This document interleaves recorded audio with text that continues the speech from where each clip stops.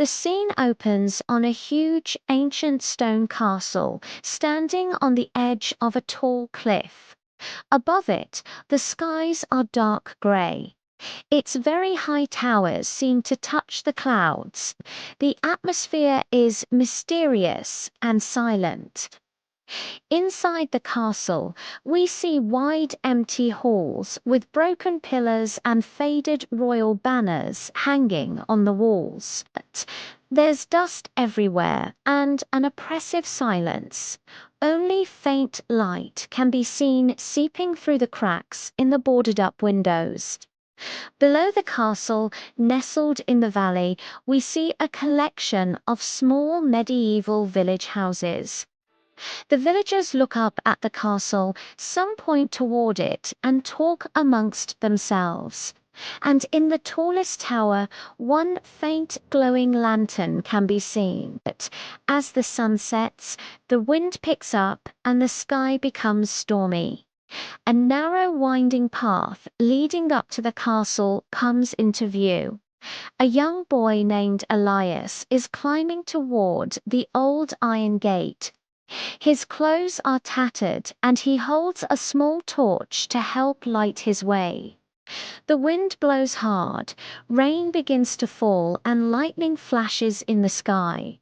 When Elias reaches the gate, he sees that it's slightly open. It creaks eerily in the wind, yet it also seems to beckon him inside. With a deep breath, Elias steps through the gate and into the castle grounds.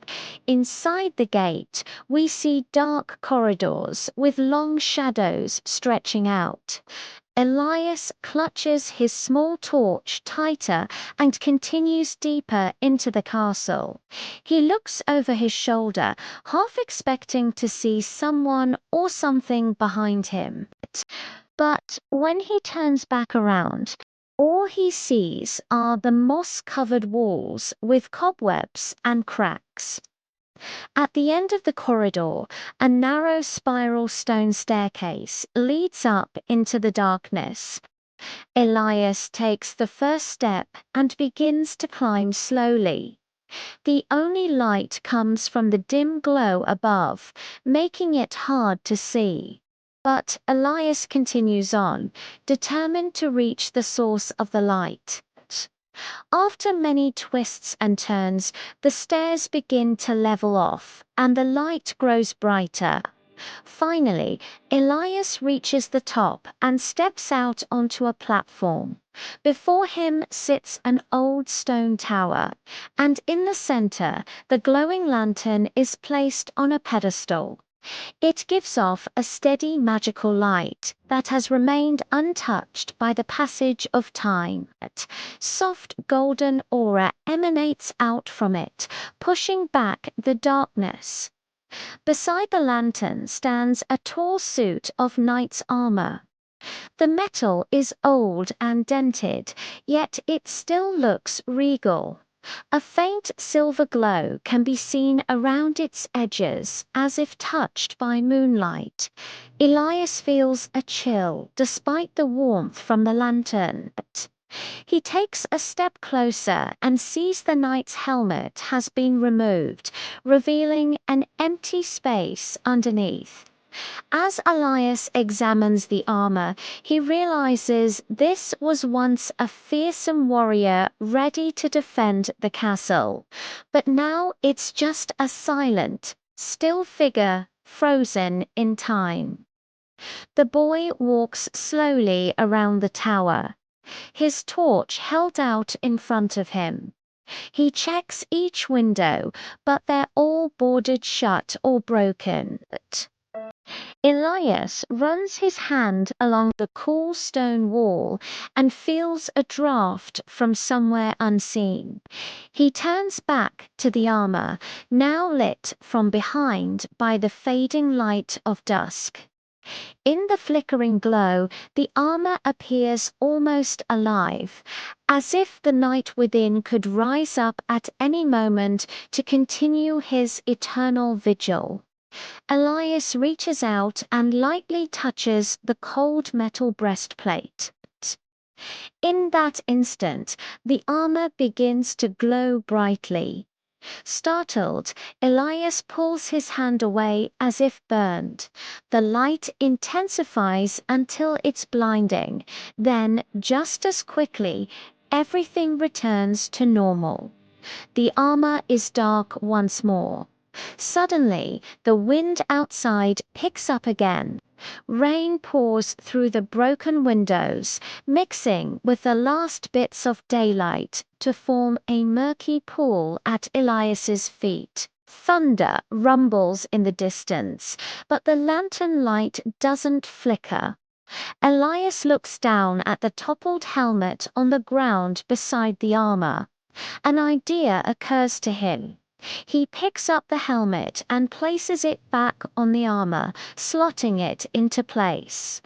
As soon as the helmet is secured, the room begins to shake violently. Lightning flashes and thunder roars as if in answer. The lantern light flares brightly, then dims just as suddenly. Everything goes still. The only sound is the wind and rain. Elias slowly reaches out and touches the armor again. This time it doesn't glow. He tries to move the helmet, but it won't budge. It's stuck fast.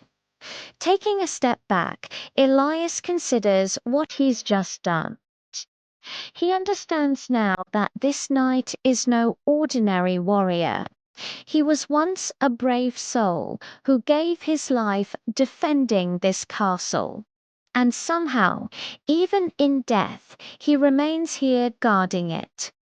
Deep down, Elias feels a sense of sadness. To think that such a noble heart must remain trapped inside a suit of armor, unable to find peace. But maybe, just maybe, by right, the knight was freed from his eternal vigil. And maybe that's why the helmet had been left outside the tower. So that someday someone would come along, discover this place, and return the knight's helmet. Elias stands there for a long time, lost in thought.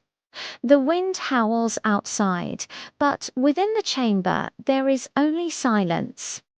As the scene fades, we see a nighttime view of the village below.